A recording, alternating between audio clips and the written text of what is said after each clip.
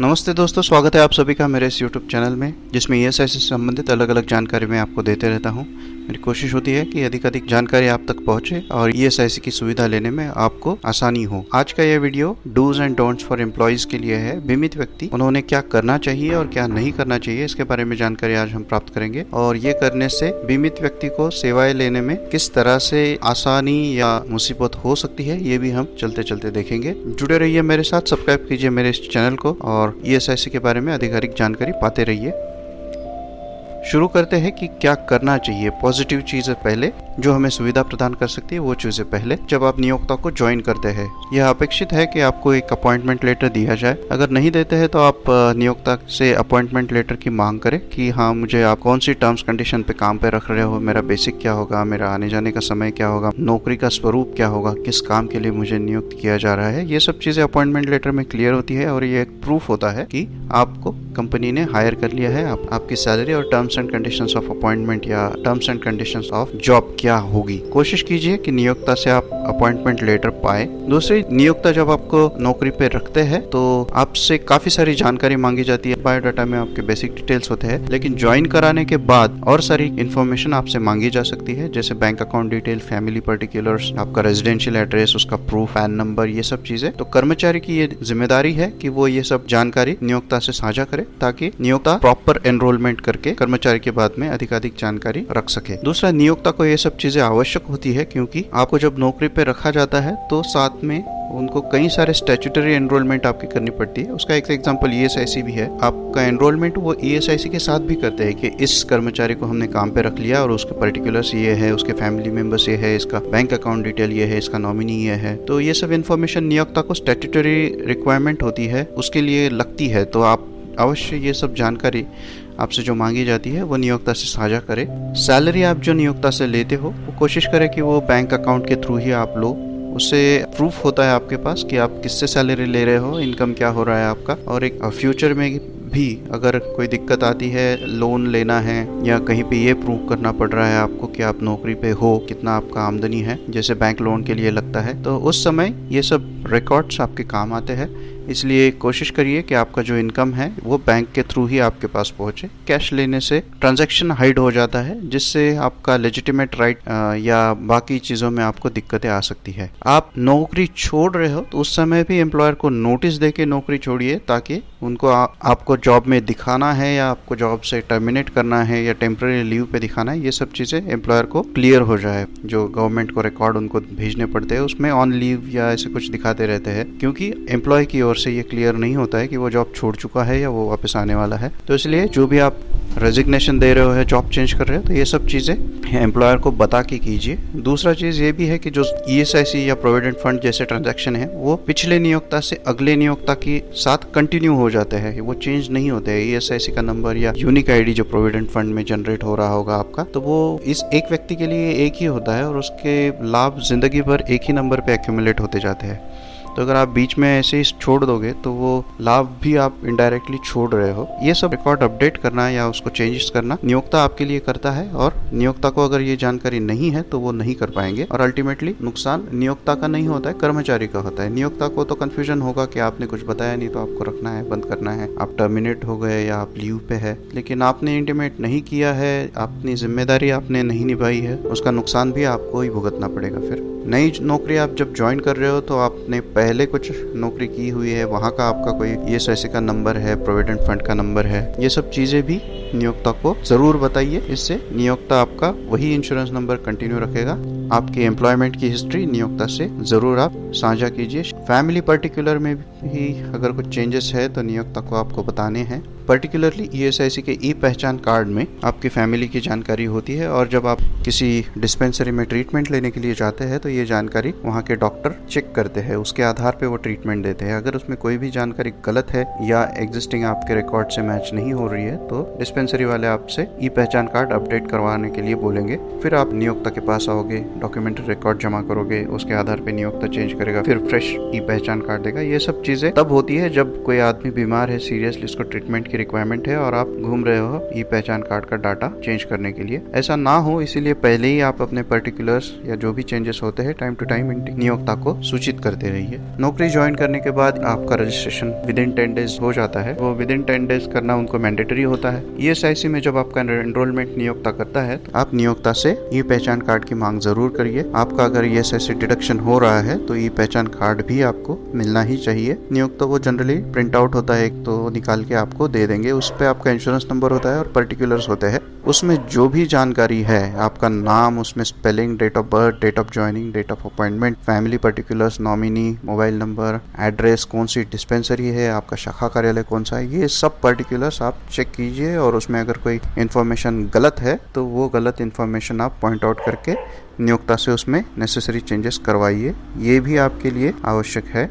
जैसे मैंने आपको पहले बताया, एक ही इंश्योरेंस नंबर जिंदगी भर रखना है। कभी कभी ऐसे भी हो सकता है आपने जॉब चेंज कर लिया या आपकी सैलरी बढ़ गई तो ESIC का नंबर आपको काम आना बंद हो गया या आपका बेनिफिट बंद हो गया। बाद में कुछ दिनों के बाद वापस ESIC का सीलिंग रेज हो गया, फिर आप ESIC में आ गए तो उस वक्त नया रजिस्ट्रेशन नहीं करना है। जो जॉब चेंज करने के बाद भी वही आपको फॉलो करना है। जो पुराना एम्प्लॉयर है उन्होंने जो ई पहचान कार्ड दिया है वो नए एम्प्लॉयर को दिखाइए। उनको बोलिए कि इसी नंबर पे मुझे कंटिन्यू कीजिए, इसी नंबर पे मेरा कंट्रीब्यूशन भरिए। उससे नियोक्ता को कोई हानि नहीं है। नियोक्ता उसी नंबर पे आपकी कंट्रीब्यूशन भरेगा। ये सिर्फ इंफॉर्मेशन हाइड की जाती है या पर्टिकुलर्स जल्दी फर्निश नहीं होते हैं या कोई आदमी वो इंफॉर्मेशन भरना नहीं चाहता, उसकी वजह से डबल रजिस्ट्रेशन हो जाता है। आप अगर पहला रजिस्ट्रेशन नंबर दे दोगे तो ये सब जानकारी अपने आप ट्रांसफर हो जाती है। वो ज़्यादा ईजी है नियोक्ता को भी। तो इसलिए अपनी जानकारी शेयर कीजिए एम्प्लॉयर से, नियोक्ता से, और पुराना ही इंश्योरेंस नंबर कंटिन्यू कीजिए। इंश्योरेंस नंबर पर कितना कंट्रीब्यूशन जमा हो रहा है वो भी डिटेल्स आप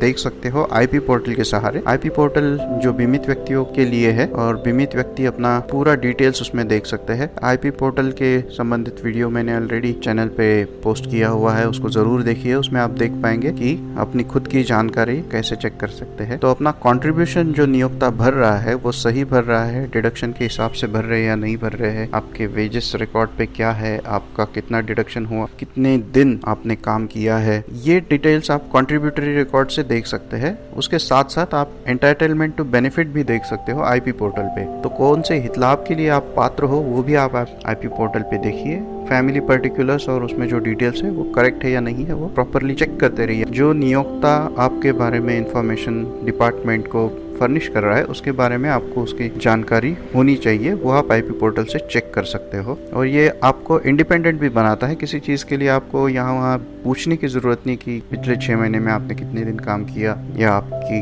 वर्किंग डेज कितने थे। ये सिस्टम पे एम्प्लॉयर अपडेट कर देता है। तो वह आप IP पोर्टल से लॉगिन कीजिए और अपना आप देख सकते हो। आपको एलिजिबिलिटी आपकी समझ में आ जाएगी, उसके लिए ब्रांच ऑफिस जाने की ज़रूरत नहीं है। तो एक IP पोर्टल आपको काफ़ी सारी जानकारी फिंगर टिप्स पे अवेलेबल करा के देता है।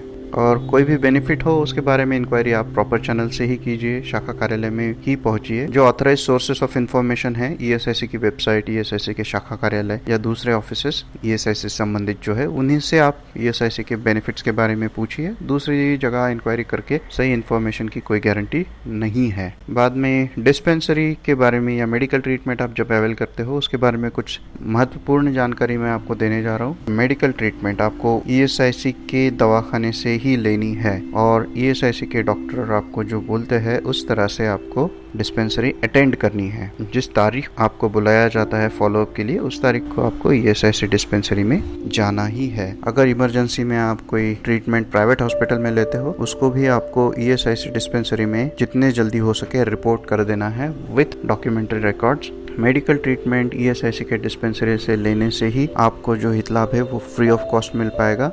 जो कैश बेनिफिट है वो भी ESIC के थ्रू ट्रीटमेंट लेने पे ही मिलता है।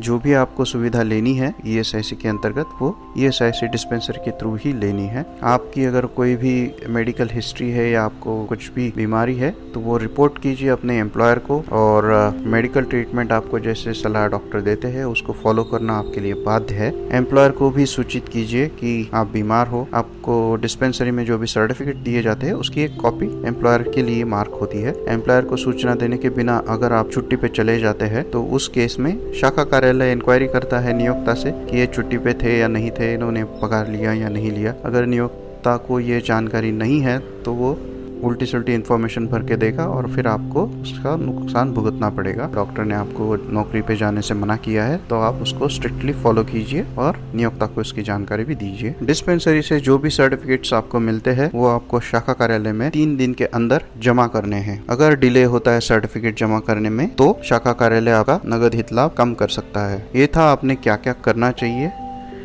अब देखेंगे कि क्या नहीं करना चाहिए। तो आपके वेतन से ESIC की कटौती होती है। बाकी भी कुछ स्टैट्यूटरी जैसे प्रोफेशनल टैक्स, इनकम टैक्स या प्रोविडेंट फंड वैसे स्टैट्यूटरी डिडक्शन होते हैं। उन डिडक्शन का विरोध मत कीजिए, वो कोई मतलब नहीं रखता। ये स्टैट्यूटरी है, बाध्य है, जो भी नौकरी करता है उसको ये नियम लागू है, तो इस विरोध का कोई फायदा नहीं। आप उसको विरोध नहीं कर सकते या आपकी चॉइस नहीं है, आपकी इच्छा के ऊपर डिपेंड नहीं करता है, इसलिए उसका विरोध करना छोड़ दीजिए। ये आपके ही हित लाभ के लिए है। भविष्य निधि का पैसा जो कटता है वो भविष्य के लिए जाता है, या ESIC का जो पैसा कटता है वो मेडिकल ट्रीटमेंट या इंडस्ट्रियल एक्सीडेंट में अगर कम ज्यादा कुछ होता है तो उसमें चला जाता है। ये स्टैट्यूटरी डिडक्शन है। पुराना इंश्योरेंस नंबर और पुराना एम्प्लॉयमेंट आपका जो था उसको नहीं छुपाइए। इसका विवरण मैं पहले ही दे चुका हूँ। जब आपको डिस्पेंसरी के डॉक्टर मना करते हैं कि नौकरी पे ना जाए तो मत जाइए। उससे 2 चीज़ें होती है। जैसे मैंने पहले बताया कि नियोक्ता से अगर शाखा कार्यालय जानकारी मांगता है और उसमें कुछ गलत इन्फॉर्मेशन, विपरीत जानकारी नियोक्ता भर के दे देता है तो उससे आपका आर्थिक नुकसान हो सकता है। दूसरी चीज़, बीमारी की हालत में अगर आप नौकरी पे जाते हो तो उससे बाकी लोग भी संक्रमित हो सकते हैं और आपकी खुद की जान को भी धोखा हो सकता है। इसलिए अगर मना किया गया है तो नौकरी पे ना जाइए। ESIC के बाहर ट्रीटमेंट मत लीजिए। आपको अगर ESIC का हित लाभ लेना है तो ESIC के डिस्पेंसरी के थ्रू ही आपको जाना पड़ेगा। ESIC की डिस्पेंसरी अगर आपको प्राइवेट में भेजती है तो जाइए, अदरवाइज मत जाइए। शाखा कार्यालय में आप जो भी दावे है या जो भी सर्टिफिकेट्स है वो समय पे जमा करिए। अगर कोई डिले होता है शाखा कार्यालय में प्रमाण पत्र जमा करने में, उससे आपका आर्थिक नुकसान हो सकता है, जैसे मैंने पहले भी बताया। नियोक्ता को सूचना दिए बिना नौकरी से अनुपस्थित ना रहे, नौकरी ना छोड़े, ये दोनों चीजें नियोक्ता को बता के करिए ताकि आपके हित लाभ कैरी फॉरवर्ड आप कर सकते हैं। ट्रीटमेंट कौन सी चाहिए, क्या चाहिए, इसमें डॉक्टर बेस्ट जज होते हैं। डॉक्टर को आपसे ज्यादा समझ आता है कि आपको कौन सी लाइन पे ट्रीटमेंट करना है, कौन सी दवाइयाँ देनी है और कौन सी हॉस्पिटल में आपका ट्रीटमेंट अच्छा हो सकता है। तो डॉक्टर से आर्ग्यू करके आप मुझे इसी हॉस्पिटल में जाना है या मुझे यही दवाइयाँ दीजिए, कितने दिन की छुट्टियाँ दीजिए, ये सब आर्ग्यूमेंट नहीं करनी चाहिए। इससे आपकी ही हानि होती है और अगेंस्ट मेडिकल एडवाइस आप अगर कुछ करते हो तो उसकी जिम्मेदारी भी आपकी खुद की हो जाती है। फॉल्स सर्टिफिकेशन की डिमांड मत कीजिए। बहुत लोग सोचते हैं कि घर जाना है या गांव जाना है 8-10 दिन कहीं, तो ESIC की छुट्टी डाल के बाहर निकल जाएंगे, तो ये गलत है। ऐसी कुछ डिमांड डॉक्टर के पास मत कीजिए। ये फॉल्स सर्टिफिकेशन की कैटेगरी में जाता है और ये क्रिमिनल ऑफेंस है, उसके ऊपर कानूनी कार्रवाई भी हो सकती है। Do not leave station without permission. जब भी आप मेडिकल ट्रीटमेंट के अंतर्गत होते हो तो डॉक्टर की सलाह के अनुसार वर्तन करना आवश्यक है और डॉक्टर जब मना करते हैं आपको नौकरी पे ना जाना या स्टेशन से बाहर नहीं जाना तो उस केस में आपको वो फॉलो करना मैंडेटरी है। ये आपके सेहत के लिए जरूरी होता है, इसलिए डॉक्टर के एडवाइस और पर्टिकुलरली स्टेशन छोड़ के बाहर जाना ये मना किया गया है। आप अगर स्टेशन छोड़ के बाहर जाते हो तो आपकी ट्रीटमेंट खंडित हो जाती है, जो आपकी रिकवरी डिले कर देती है। इसलिए जनरली विदाउट परमिशन स्टेशन नहीं छोड़ना है। अगर किसी निजी अस्पताल में आपने इमरजेंसी ट्रीटमेंट ली है तो इमीडिएटली रिपोर्ट कीजिए ESIC को। डिस्पेंसरी में पहुंचिए, रिपोर्ट्स और बाकी सब ट्रीटमेंट के पेपर लेके और डॉक्टर्स को बताइए कि ऐसा ऐसा हुआ था, इस कारण हम एडमिट हुए थे और उसके ये कागजात है। उसके आधार पे आपकी ट्रीटमेंट कंटिन्यू हो जाती है और कुछ हालात में डॉक्टर्स को भी अथॉरिटी होती है कि वो पीरियड सर्टिफाई करे और उसके आधार पे शाखा कार्यालय फिर आपको प्राइवेट ट्रीटमेंट के दौरान आपने जो छुट्टी ली है उसका भी हित लाभ दे सकते हैं। अगर आपने वैसा नहीं किया तो ये सब हित लाभ आपके फोरफिट हो जाते हैं, आपको नहीं मिल पाते। तो दोस्तों ये सब चीजें थी जो आपको करनी चाहिए, करनी नहीं चाहिए ESIC का हित लाभ प्रॉपरली पाने के लिए। मेरा अगला वीडियो एम्प्लॉयर रजिस्ट्रेशन, नियोक्ता का जो ESIC के पोर्टल पे रजिस्ट्रेशन होता है उसके बारे में है। इस वीडियो के बारे में या बाकी भी मेरे किसी वीडियो के बारे में आपको अगर अधिक जानकारी चाहिए या उसके बारे में कोई डाउट है, कोई इन्फॉर्मेशन मिसिंग है या गलत लगती है तो उसके बारे में फीडबैक दीजिए। मेरे कॉन्टैक्ट डिटेल्स मैं आपसे शेयर कर रहा हूँ। कॉन्टैक्ट डिटेल्स के थ्रू या कमेंट्स के थ्रू आपका फीडबैक अगर आप मुझ तक पहुँचाएंगे तो मैं उस पर इम्प्रूव करने की कोशिश करूँगा। सब्सक्राइब कीजिए, शेयर कीजिए मेरे इस यूट्यूब चैनल को। बहुत बहुत शुक्रिया।